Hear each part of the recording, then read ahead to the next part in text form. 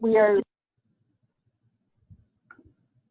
are thrilled to have the participants on the line. As many of you know, that these monthly webinars are brought to you by the MPOD program as well as the MOD MPOD alumni community. We try and alternate between alumni talking about their current practice one month, and then the other month having the organizational behavior faculty talk about their new and innovative work.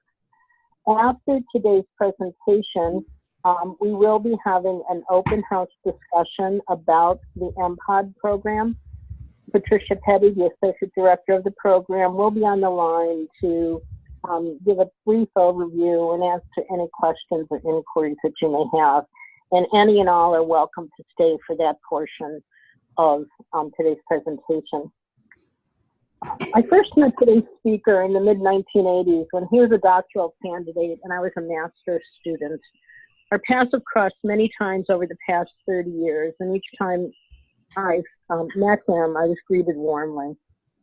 He always responded favorably to any requests or questions or favors I might have.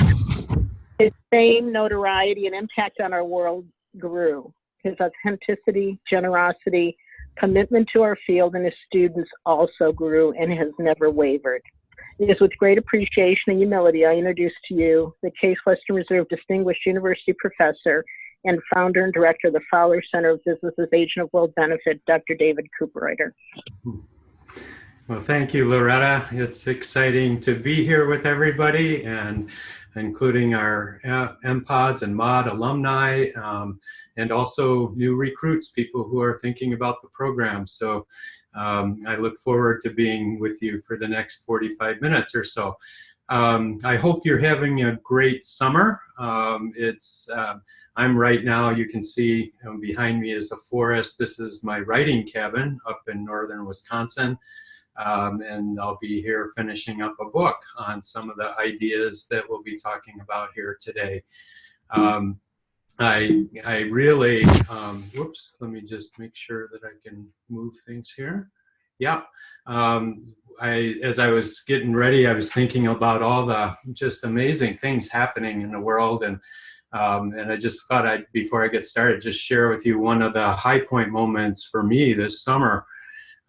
So we just finished just a couple weeks ago, a major appreciative inquiry summit, a world summit, to bring together the whole field of the positive psychology of human strengths, the whole positive revolution in the human sciences that many of you know about, together with education. And as I was preparing for this to kind of create a session that launches a 10-year effort to bring positive education to the world, I was just amazed at some of the statistics. Like almost 2 billion kids are in schools now today. 10 years ago or 15 years ago, only about over 60% of our world's kids did not have access to school. Today, that number is 92%. There's so many progress moments happening in our lives and in our world. And one of the great ones, this great trend of the positive kind of revolution in the human sciences is just enormous. And what happened was Marty Seligman. He's considered the father of the positive psychology movement. He and I had a chance to do about 11 speeches together in Australia a couple years ago. And he was focusing on all the massive research coming out around, the dynamics of human flourishing and human strengths. And he was focused mostly on the individual level. And I was talking about appreciative inquiry and a lot of our large group systems change based on the positive, not only the positive psychology of human strengths, but relational thought, social constructionism, the Peter Drucker kind of strength-based management ideals. And as we talked in the evenings, we felt like there is just a tectonic shift happening in the world, that like, I don't know about your bookshelf, but in the year 2000, when when it was clear that we needed a positive psychology, because 98% of our world's human science was all on the negative parts of human experience: anger, fear, depression. And all of a sudden we started saying, wait, why not at least a 50-50? Well, that as that's grown since the year 2000, it's amazing how it's being brought into classrooms everywhere. The great tools of, the VIA strength surveys, and the ways that teachers can help promote growth mindset and build resilient skills, and so on and so on. So that's how we got started on this. And Marty said, David, we know how to move, the individual. We know how to bring this into the classroom, but we don't know how to move school systems. Do you think we can use appreciative inquiry to help accelerate what we might call positive education? And no sooner had we talked about that than within I would say 3 weeks, we received $1 million gift to create this movement around positive education. So I share that with you. It was just really exciting then this summer to have that happen. Positive education kind of is, in terms of a double DNA, it's saying, yes, we need to continue to bring 21st century education and learning to our academics and career preparation, but also at a 50-50 level, we should be also focusing on the whole human being. So character and well-being and so on. And then the other dimension that we're putting together is not just the classroom in terms of positive education, but the discovery and design of positive institutions. And that's where I think there's just so many calls that are going to be happening to the field of organization development. And I honestly just have to pinch myself. I'm so happy I chose this field years and years ago. I feel like we are on the eve of some of our most important work. This one for me is tugging at my heart, because there literally is this opportunity to shape education for generations to come. This is a little image. We had almost 900 people in the room designing real collective action, and I've been through this kind of process before. We ended up with 27 working groups, and I just can't wait to look back 10 years from now and say, this has all been made possible because of what we're learning in the field of organization development. So obviously you're all here and have joined this field because succeeding at systemic change, enterprise-wide change, is honestly one of the core competencies of the 21st century. Whether we're in business or nonprofits or government or UN level work, it doesn't matter. What we're seeing is that for anybody's career, any manager, any leader of change, any HR, it's this world that we live in around change this and change. And there's so much cynicism happening, but it's a core competency that's so important. So a number of years ago, as many of you know, we started developing the appreciative inquiry approach and started writing about it in about 1982. It was a major project for me at the Cleveland Clinic with my mentor, Suresh Srivastava.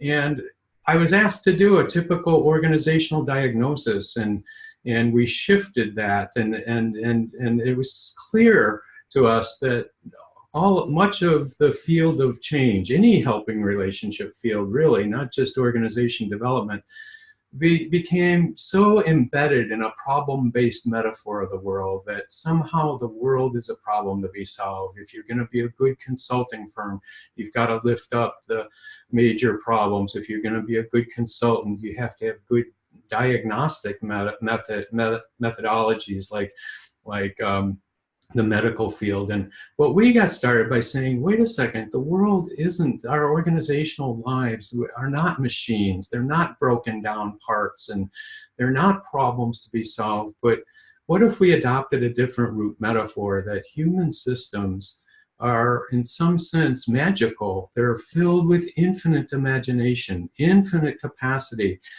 They're centers of human relatedness that allows us to touch literally every strength in the universe, inside the company, outside the company. And so our work with appreciative inquiry began with that kind of shift. What happens to our questions? What happens to the way we approach the process and methods of change if we start with this idea of not a machine, but a living system, not of, broken down everything, but universes of strengths that we can harness for change. And so, so that we evolved a lot of tools and methods. One of the tools was called the Appreciative Inquiry Summit Method, the 4D cycle, lots of different things. But then after years of working with this, I was at a meeting in Reebok not too long ago, and that's what got me thinking about the need to put this in clearer change management terms. What Reebok resonated with was this strength-based search and how we can wrap any kind of collective action issue or problem, so-called problem, in these universes of strengths. And yet all of their change management models, like there's a lot of, like, let's just say the John Kotter model and so on, they had this stuff codified so deeply. Everybody had their wallet-sized cards with the kind of stages of change management. Everybody was changing. But what they realized was that almost every phase in those tools drew us into a problem-based focused approach. So we decided we're going to get clearer on the change management models, and it was just so well received in terms of a consistent model that that worked from a strength-based, from a perspective of the positive psychology of human flourishing, and design thinking and appreciative inquiry kind of all combined. So today's contribution that I want to get into are some of the stages, and what we're finding is that managers and project leaders and change agents really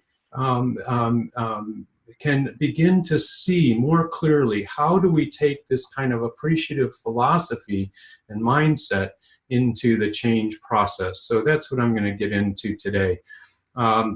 There is a digital online program around this. There's an 87-page workbook that helps teams work through a major change agenda, and then they come out of it with like a 100-day plan.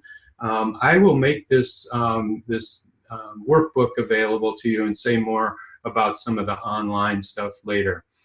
So when we think about change, we all have so many different experiences. And I love these photos, and one experience that I see, especially in organizations that have one change after another, looks more like this upper left picture of this young infant. It's frustration, it's resistance, it's, oh my gosh, we've tried that. Like they say that 75% of all change efforts actually falter and don't succeed and don't endure. Another is just this face of like fear and anxiety and don't tell me we have to go through this again. And then you see the child that's just delighted about something here. And I think the way we think about change is just tremendously important.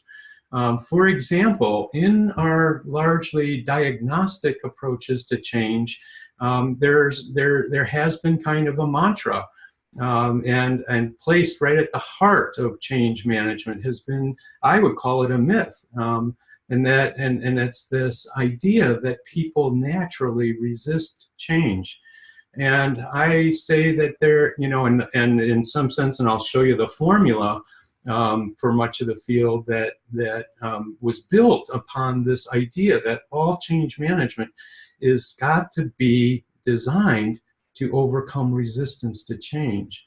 But what if we started in a different place, and for us, that's what we're seeing is the reality is that change is often an occasion, more often than not, that naturally brings out the very, very best in human beings. When we do ask people the high point moments in their leadership career, so often the very high point moments, yes, they may have been challenging, but they were incredible moments of transformation and change that tested them, that brought out their strengths, and so on.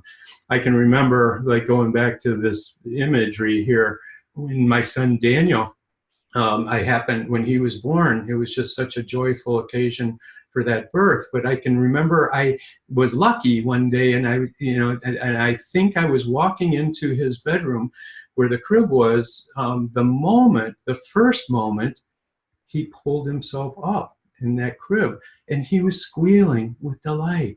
We love change under the right conditions and under the right situations, but I'll never forget the joy that he had in that. And so we're going to say that we're going to look at that whole resistance model.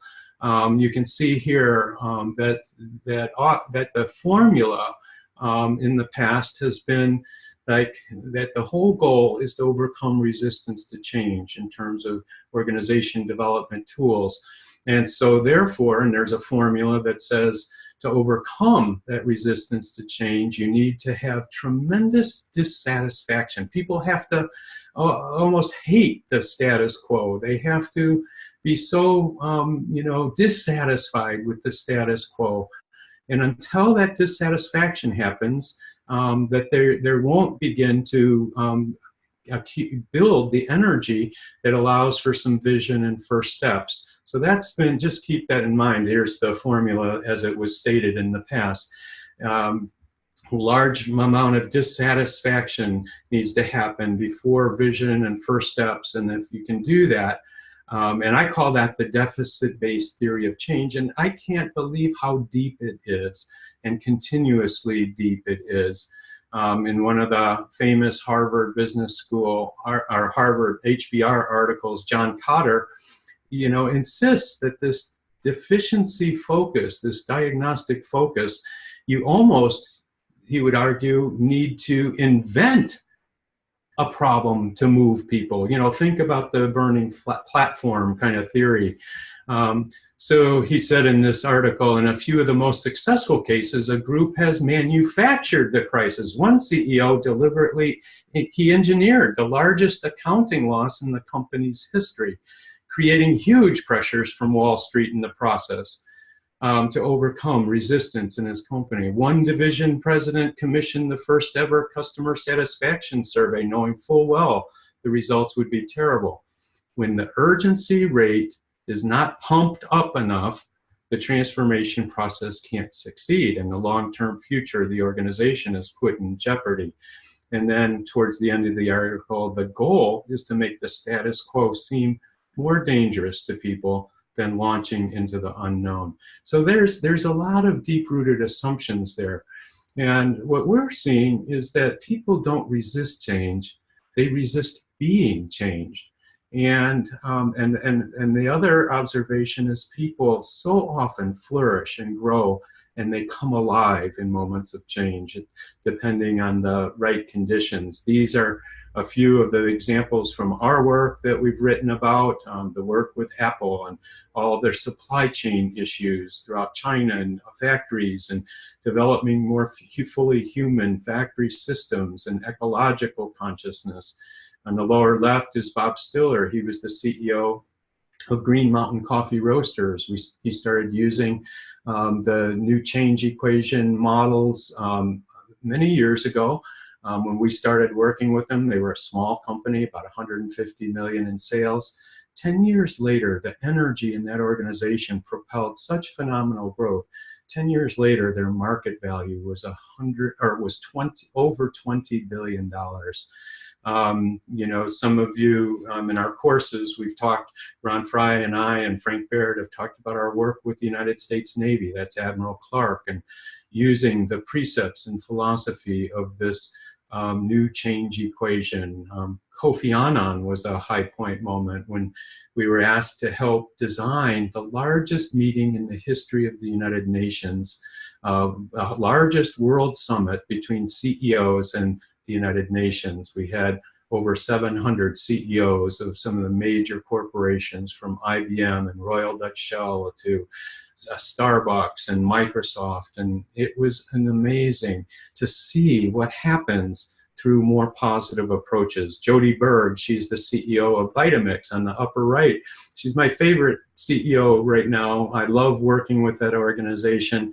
I drink their green smoothies every single day. But again, the creativity, the innovation from everywhere, people bringing their inspired self to the workplace every day.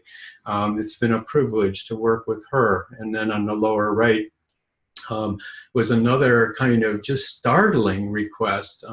It was very humbling when His Holiness the Dalai Lama's office called and said, "We heard about your appreciative approaches to positive change.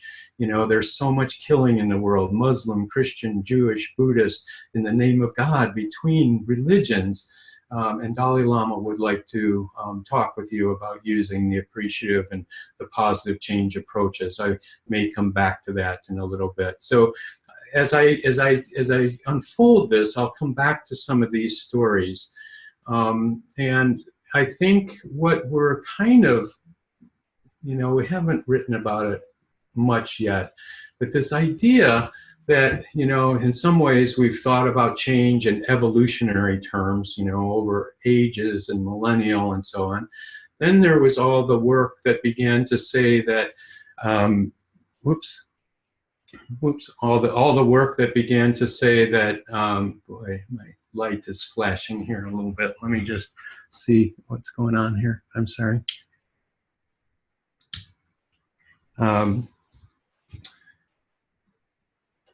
So yeah, I'm gonna maybe need to turn this off a bit.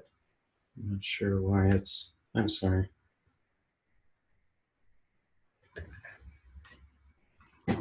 Okay, there we go. So then there was a lot of talk about how human systems are different. And so there was a talk about conscious evolution. And I think we're moving into a stage where we can talk about conscious elevation, and that elevationary dynamics where we, through the power of the mind, through the power of our questions, are able to see and lift up the true, the good, the better, the possible, are able to create contexts that actually elevate and co-elevate strengths and capacities.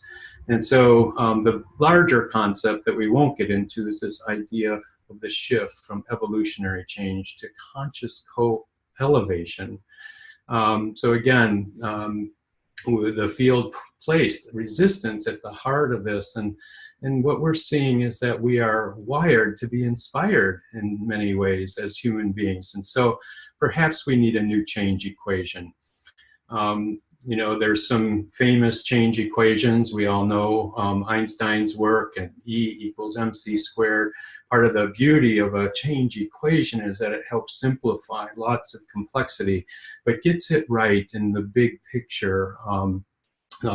One of the formulas that I love in the nutritional domain and health domain, it's by Dr. Joel Fuhrman, and it's really caught fire, but he's arguing that your health can be predicted by the number of micronutrients per calorie. A lot of calories we eat have very few nutrients, but those that have high ratio of nutrient to calories. So these are a couple of formulas and an example of what was kind of behind our thought process when we were developing this this kind of equation to begin to understand the power of the appreciative approaches.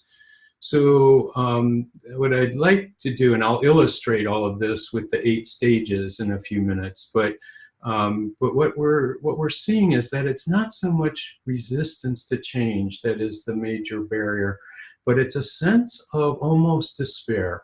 It's a sense, even if it's a quiet whisper of despair, it's like so many organizations have had so many change efforts and so many starts and stops and, you know, and inconsistencies in the approach, and and that it's almost like a sense of learned helplessness is entering into many of our large organizations, for sure. You can see it in our whole society, how we're giving up on the idea of having congresses that can talk to each other. We're feeling helpless in the face of so much, hatred and conflict between different people.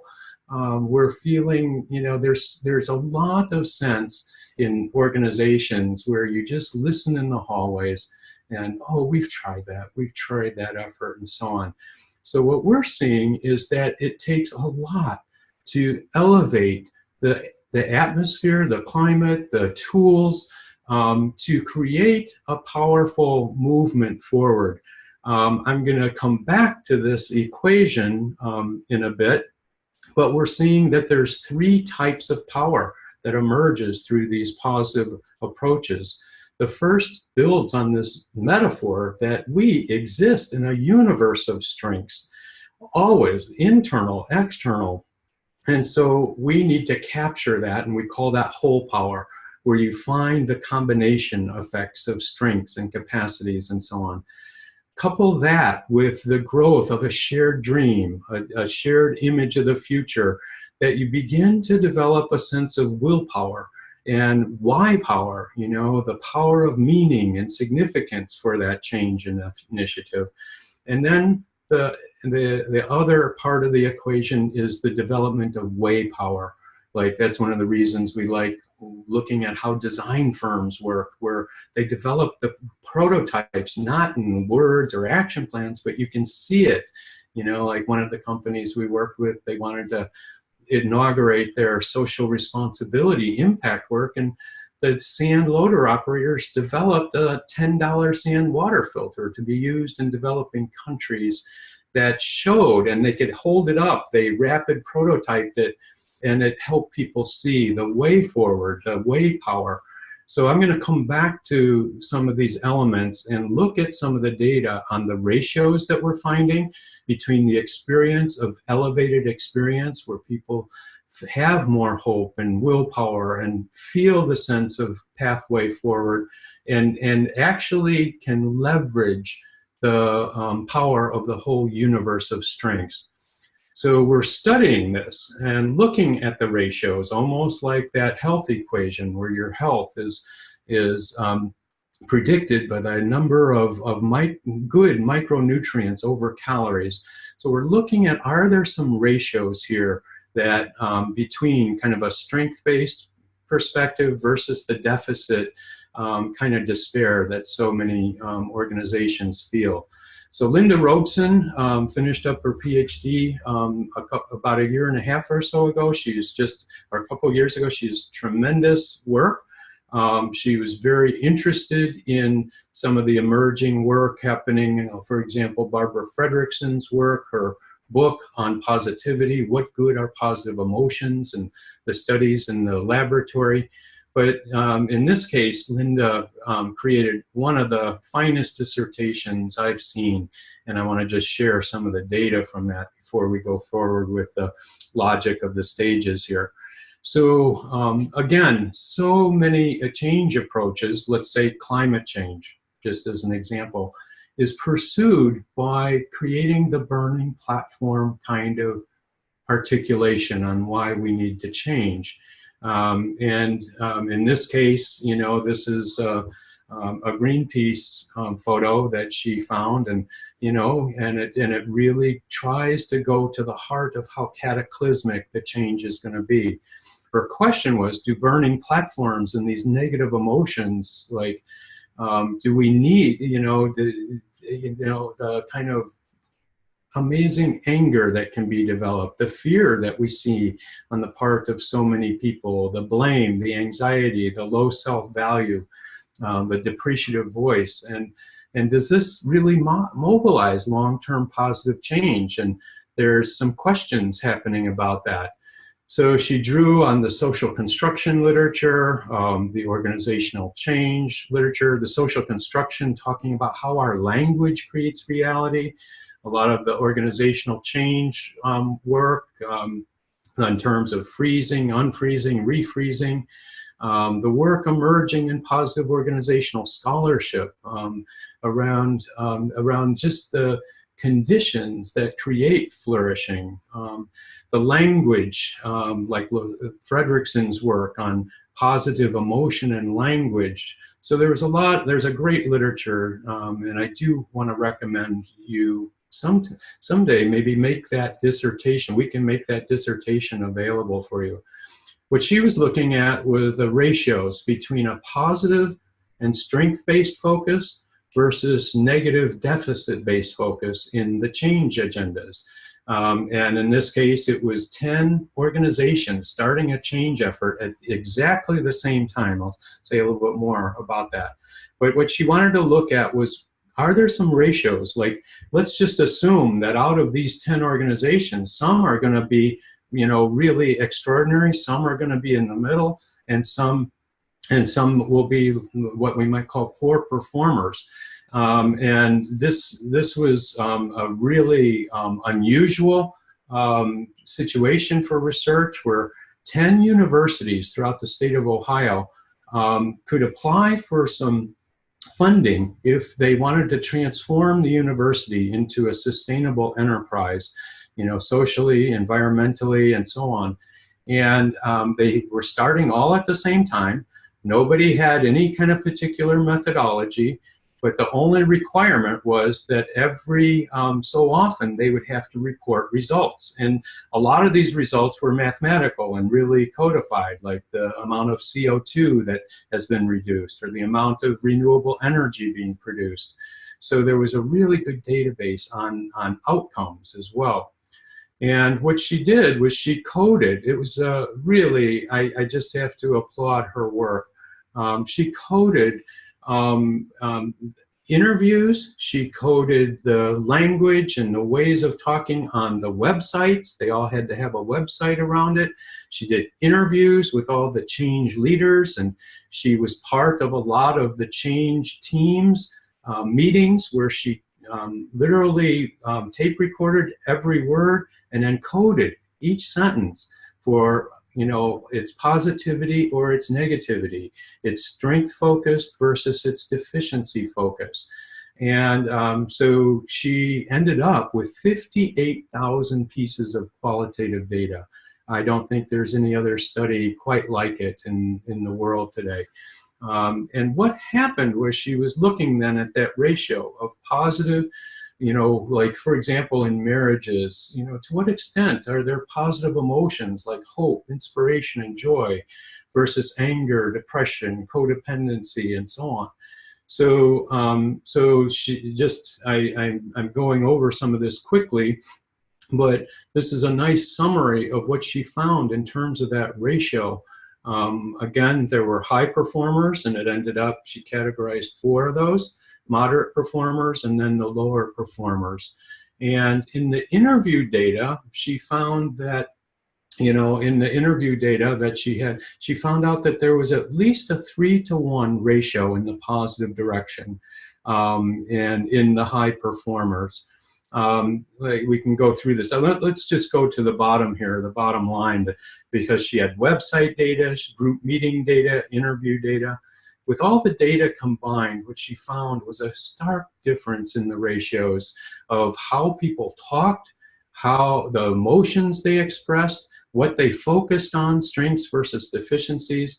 And in all the data combined, the high performers had a positive 4-to-1 ratio. For every comment about where we're deficient or broken and so on, there were at least 4 other statements of hope, of strength, of vision, of possibility, of reaching out to the best in others, and so on. On the lower right, what you see is just way different in the lower performers, where there was a balanced inner dialogue, a balanced emotional referencing, a balanced kind of looking at strengths versus deficiencies. So that's pretty interesting, because 4-to-1, like, you have to ask yourself, okay, if we're moving into this kind of strength-based, life-centric, world where we're starting to say, you know, by studying the true, the good, the better, the possible, by aligning strengths, like Peter Drucker shared with me that one time I asked him, what's the essence of good leadership? He said, David, it's easy. The task of leadership is to create this alignment of strengths in ways that make a system's weaknesses irrelevant. Well, what that begs then is the question, could it be that leading change is almost all about strengths in terms of the way we view the world? And if that's the case, where are the tools for the rapid elevation of systemic strengths, economic strengths, technical strengths, you know, relational strengths, and so on? Where are the tools for creating combination effects? And where are the theories and the tools for wrapping a change agenda and saying, okay, what are the stages in this kind of more non-deficit approach to change? Anyway, her data says that these are really important questions. So this is just another way of seeing some of that data. The insights she came up with in the dissertation revolved around 4 kinds of major observations that the high performers could talk about strengths. You know, like Wittgenstein said, the limits of language are the limits of our world. The rich vocabulary we have of human strengths and technical strengths. She showed how it became a habit in their meetings, and she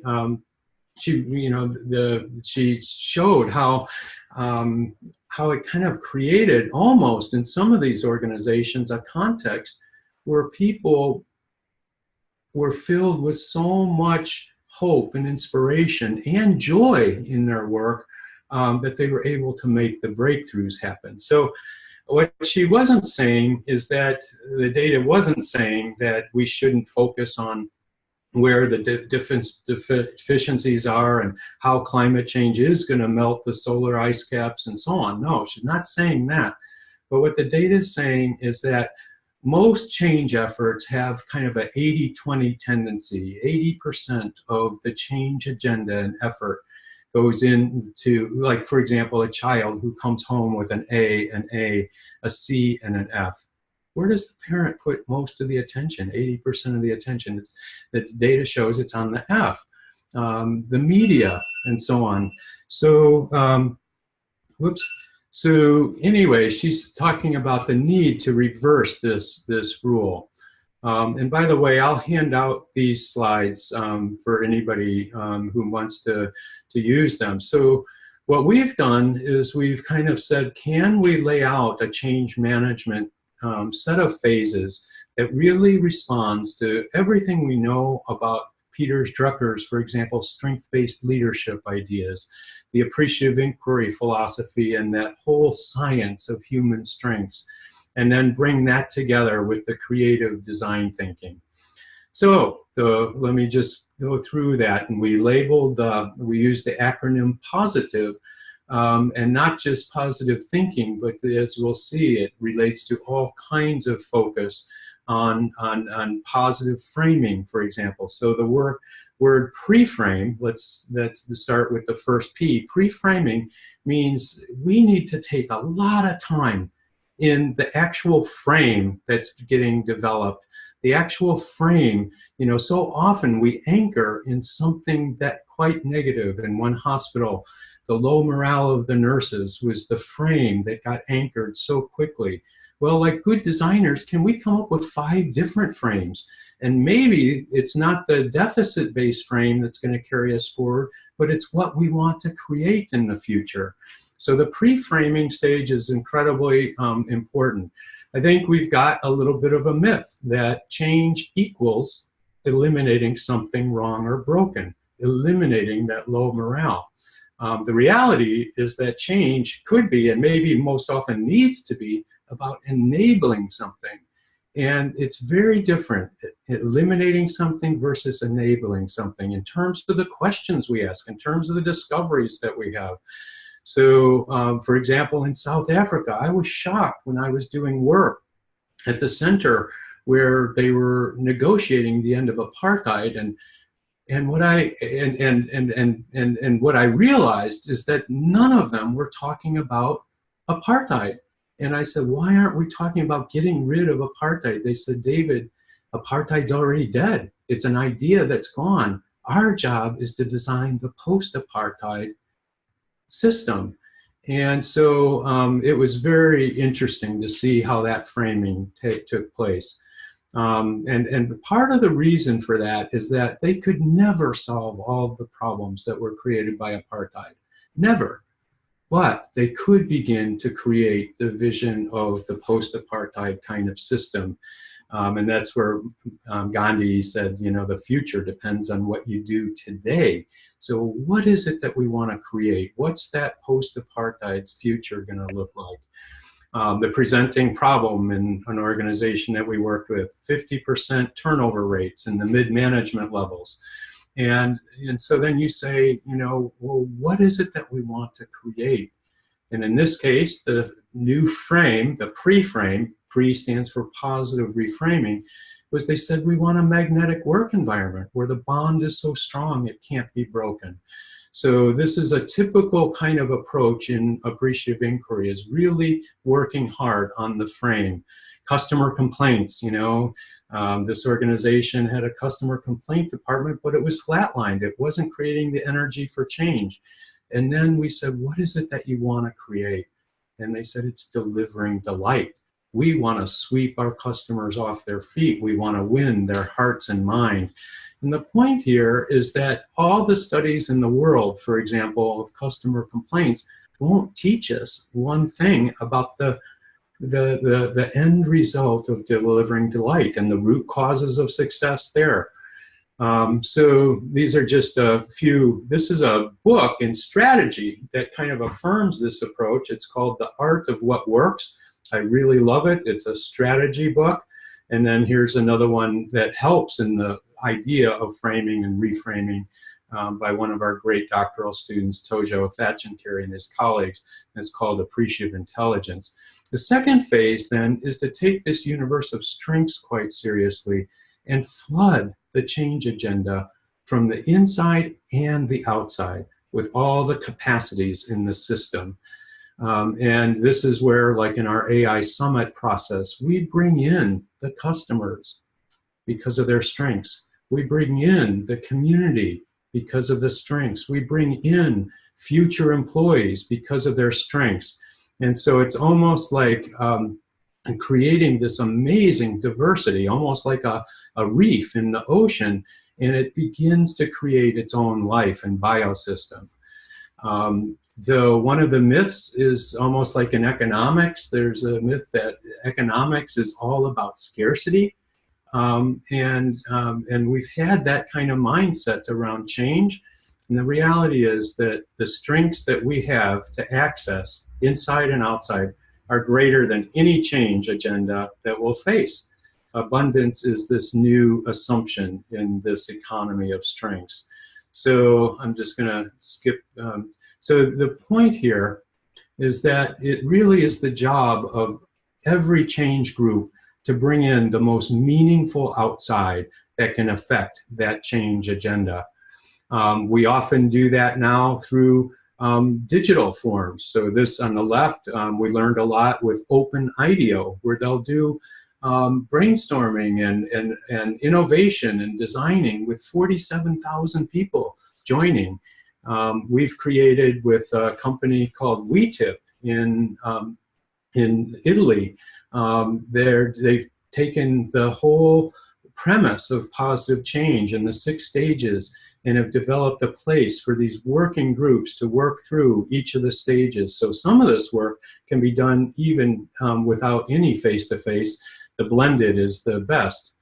So I guess I think the point there is that this open innovation is so powerful, open inspiration. So that's the P and then the O. And part of the reason we don't bring in customers and others from the outside is that we have this aversion, you know, it's not invented here, but we're finding that people are elevated by outside strengths when they do the mapping of all their internal strengths. Then they're able to listen to the outside strengths. Then the next phase is to strengthen strengths. And how do you do that? Strengthen strengths. That's a very interesting concept. Well, we're learning a lot from like studies of anthropological, let's say tribal groups, where there's a stage between childhood and adulthood. And you know, these liminal moments, these explosive moments of transformation, they're often accompanied by, you know, by ritual, by history as positive possibility, by the setting that actually strengthens the strengths in the system. So there's a myth that we operate from a lot. We change best when we're most broken or dissatisfied or despairing. And we're saying no, that human systems change best when we're strongest. And it's not just our strengths, but surrounding, think of the change agenda idea almost like a surround sound of strengths. And then you amplify and multiply those strengths through combination effects, like the AI Summit brings 800 to 1,000 or 300 people together, and the intensity is amazing. So there's lots of ways of mobilizing strengths through interviews, the appreciative interviews, through a whole system in the room, through open innovation tools like we just talked about. Here's one at Clark Industries, where the intensity of the work that they were doing and the bonding that they created in their first Appreciative Inquiry Summit, and the external stakeholders that they had from all over the world. The external stakeholders could see things in them that they couldn't see themselves. Anyway, soon they won the President's Green Chemistry Award for their commitment to sustainability. How do you strengthen strengths? There's a great book called Savoring, and it's all about the study of how do you intensify positive human experience. I'll just let you read that book on your own. It's one of my favorite research books in the positive psychology literature. And this idea that strengths are strengths, but they can be made more powerful, more potentized as it relates to the chemistry of change. So there is kind of a macro magic that happens here. Firms, for example, that engage regularly bring their customers, for example, into their strategy work. This work, firms of endearment, these companies are way outperforming the good to great companies, you know, like Whole Foods, companies like that. So that's another kind of resource space. The fourth phase is imagining and really taking all those strength and multiplier effects of strengths and launching the imagination and mind. A good vision helps people flourish. One of the formulas for flourishing is that a good vision, P, creates lots of positive emotion, lots of engagement, lots of sense that we need high quality relationships and meaning and then accomplishment. And the myth being challenged here is that human action, yes, it's caused by something in the past, but it's not always in the past. That's why we put more attention on the future. That human action for the long-term positive change is primarily caused by the image, that prospective future that's not happened yet. I was at Tesla in Amsterdam and talking with the young people about their vision of the future. And I asked one young person, you know, what do you do here at Tesla? And in the display center. He was brilliant. He was so alive, so passionate. And he said, my job is to electrify the renewable energy age. So it's not just the vision, it's got lots of why power in it that creates the willpower we were talking about. The fifth phase is the translation phase. And so often we try and translate vision into reality through good communications and so on. So what we're saying, what we're working on here is how powerful it is to translate these things into actual visual models, into prototypes and so on. So we take a page from a lot of the design rapid prototyping things. And these are just some how might we questions. When we pose those, you know, how might we design the most exceptional customer service here at Dealer Tire. And then instead of just action plans and words, they actually build the models from beginning to end. I'll just skip through a couple of these because I want to just leave a little time. So the other myth is that, and it's often in this sixth phase in many change management models, this is a phase where it says the key to good change is communicating to others for buy-in. You got to have good communication for buy-in. And we're thinking that that might be the exact wrong prescription. That that whole myth that communicating for buy-in creates successful change.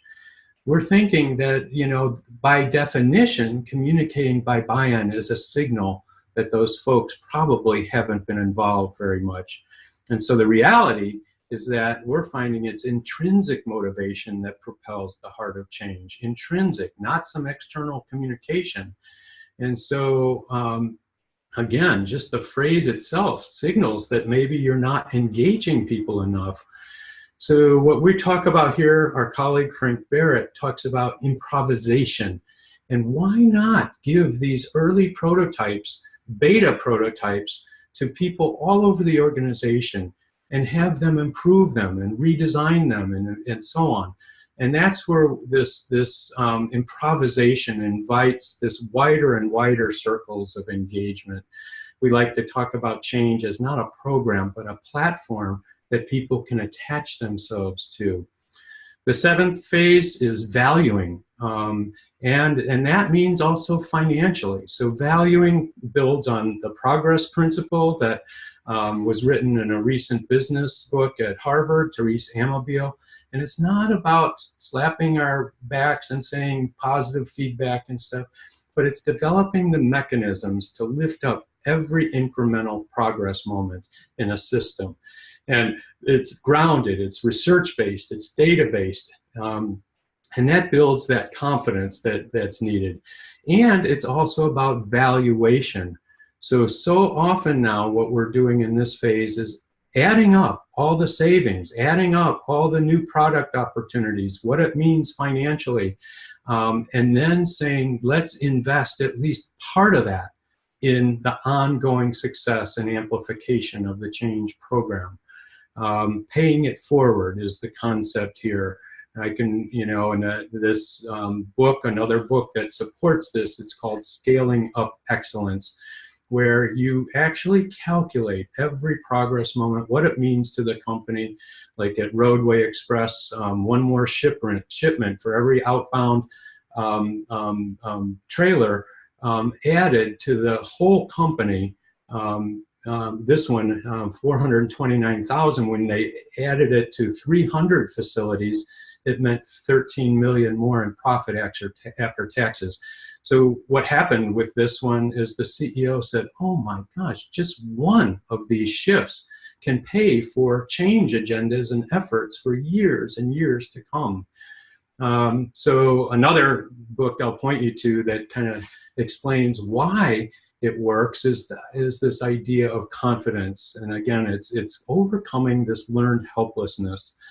And what is confidence? It's the experience of victory ahead of success. Then the last phase is what we call eclipse. And it's all about, it's a different theory of change. And again, in South Africa, they weren't working on fixing the apartheid system. They were working on designing the new democracy, one of the largest multiracial democracies in the world. And as organizations and groups and societies taste the new enough, what happens then is they're able to let go of those past negative patterns. And so many issues get solved, but not because we've gone into yesterday's causes of yesterday's problem, but because we're spending so much time building that taste of the future. You know, think of the renewable energy age and how that's just going to replace the fossil fuel era. You know, I love this sign that said when there's a huge solar energy spill, it's just called a nice day. You know, in entrepreneurship, we call it disruptive innovation. Economists call it creative destruction. And we know this, like Carl Jung, he admitted at the end of his long career, you know, it's not once did I see a difficult human problem go away on its own terms. What always happens is some newer, stronger life urge and vision replaces that past system. And so we've got all kinds of examples of, you know, if all Henry Ford had done was try and improve and fix what was wrong with the horse and buggy, we wouldn't have the car, and so on. So many issues like that. So I think I love this quote by Buckminster Fuller, and then I'll wrap up here and invite some questions. But you never change things, he said, by fighting existing reality. To change something, build the new model that makes the existing model obsolete. Anyway, let me stop there and just pause and say, you know, there may be a few questions emerging here, and I'd love to take a few minutes to see if there's some questions that we can get into.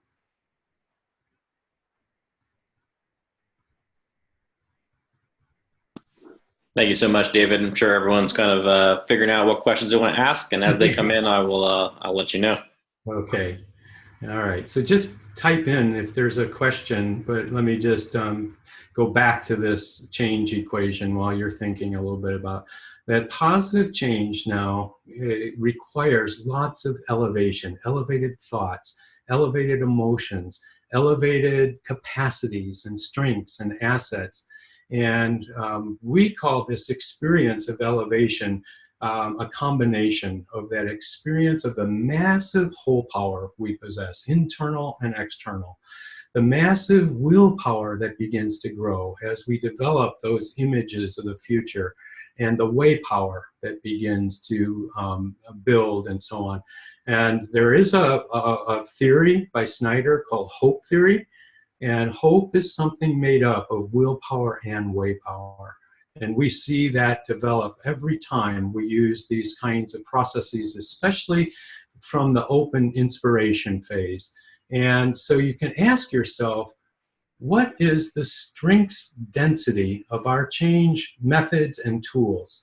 What's the strengths density? Almost like nutrient density, you know, the more micronutrients per calorie we have in terms of a ratio, the higher the health. The other thing we're learning is just about making it fun. Dee Hock was the founder and creator of Visa International, and I had a chance to work with him for 5 years. And he was a CEO that just saw not just the power of looking at strengths and assets and capacities and potentials and turning threats into opportunities, but he said it's always got to be fun because so much of change is embedded in the heart. So, you know, just think a little bit about what you would like to change. And maybe we'll hand out that workbook from the digital training program, and you can work through, and it helps you or a team work through each of these stages, from the pre-framing to the establish the new and eclipse the old. There is an online program for people who are interested in that, and you can contact Chuck Black, and we'll send out these slides. But anyway, just like to, if there are any questions coming in, Kevin, otherwise we can open it up to the open house that I think you have prepared for people who want to learn a little bit more about the master's program. We do have 3 questions so far, so I'll just give you the first one. Okay. The first one is, does, and then in all capital letters, positive, your model, change across the entire organization, or does it need to happen in a smaller scale place first, for example, in a subculture, before the movement can spread to the broader company? Yeah. So I think when you start making this shift from the world is a problem to be solved to that our systems are universes of strengths, what that says is we want to capitalize on that universe of strengths whenever possible. And that leads us to more open inspiration, more macro approaches. I've seen this over and over again where a group, or let's say a top management team, before opening it up to the whole organization, let's say a strategy planning process or a merger or whatever, they think, you know what, before we bring, you know, the truck driver into the room or the dock worker or the chief, before we do that, we got to get our own team together. And the interesting thing that I'm finding is that that team will develop faster and more profoundly if it is embedded in the larger system, if the customer's in the room, if, you know, that truck driver is also in the room. So I think a lot of we're kind of stuck in a little bit of our mantra. We think that the best size group is 6 to 8 people, therefore all our project quality circles, project teams, senior leaders, 8 of us go off to the offsite to do the strategic plan. But what we're finding is that through the strength-based and positive, appreciative kind of methods, you can include all the internal and external stakeholders and much more rapidly wrap that change agenda in a way that it actually heals that particular group way faster than if you had done that first and then waited later to bring people together. It's a great question.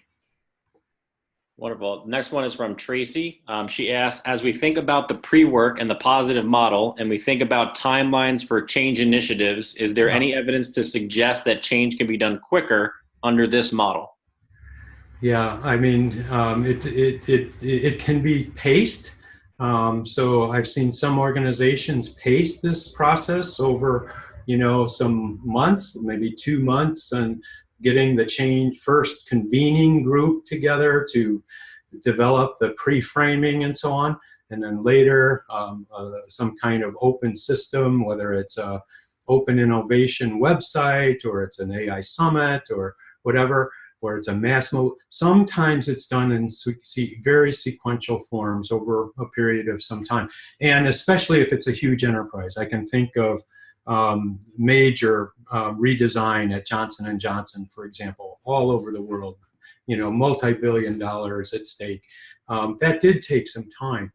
But more and more we're saying, let's do a lot of this work in larger group configurations, and that can speed it up just tremendously. So it's partly a design choice. We talk not about a steering committee, but a convening core. So starting with a group that really has inclusive instincts, you have some representation of the whole organization, and the convening core idea is that it's going to send out these concentric circles to widen and widen and widen the circles of change. So yeah, I think in that group is going to make those decisions about the change and how fast and how, you know, when do we get started and so on. But it can be done sequentially or much more intensively in like a 4-day appreciative inquiry summit. Awesome. The next question comes from Suzanne. I think it's just a clarifying. She asks, does this mean that the original 4D model has evolved to the 8-stage positive model? It has, and in some ways it's what the 4Ds remind us of are some of the really key mindsets that are needed. A discovery mindset throughout and so on. The design phase, the design thinker mindset. But what we found was needed was that for change to be mapped out in a little bit clearer form and to help companies be able to do some training that gets the whole, you know, most change groups, convening core groups, are so diverse. And so unless you have some larger roadmap, and we're finding that this larger roadmap helps them see this as a change management model. I'm not sure why the 4Ds weren't seen that way so easily, but that was our experience, is that people needed a little more unpacking of the various phases of change. Yeah. Awesome. There's one more currently in the chat, so if anyone else has any quick questions, feel free to get them in there. Yeah. But in the meantime, Arjury asks or says, wow, the idea of conscious co-elevation leading to co-inspiration is so different from the classic approaches like pro-sci that are led by some charismatic single leader? What's one inspired way you've seen senior leaders or anyone shift from me to we? Yeah, yeah. So it's what happens is the shift begins to happen as they take part in the framing, the reframing. A lot of shift happens when they begin doing interviews with the reframed topic, like delivering delight instead of customer complaints. They get terribly inspired when they have external stakeholders, and they were so fearful to have external stakeholders in the room. I can remember in one organization, very large, they had big B2B customers like Boeing and so on, and the convening core wanted to invite Boeing and all these other, and the CEO said at the last, almost the last minute, no, we can't have those external folks in our real, they're going to see our works, or whatever.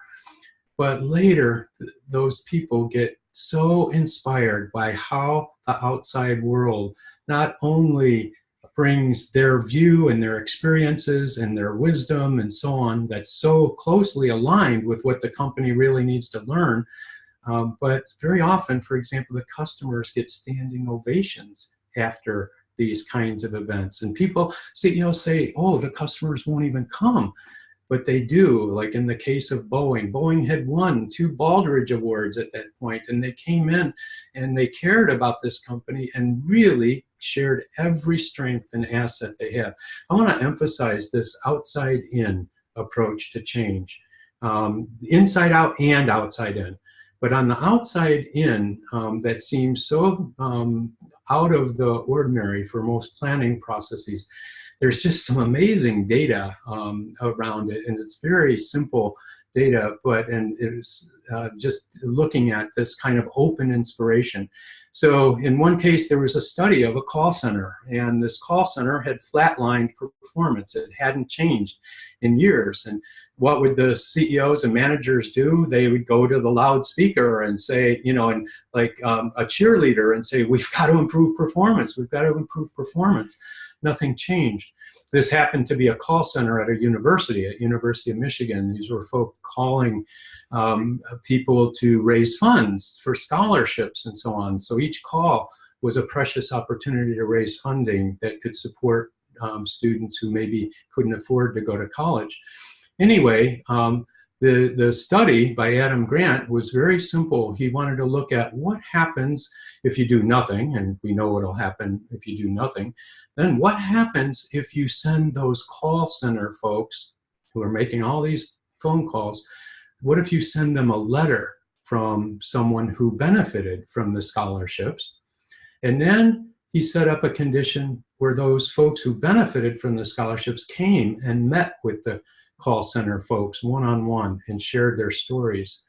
What they found was that obviously with the no intervention, there was no change. With the letter, there was almost no change.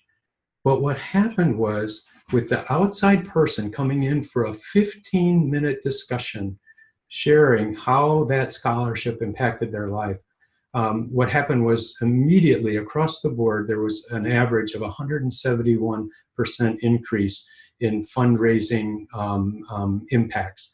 In one case, there was within a month, there was a 490% increase in fundraising capacity.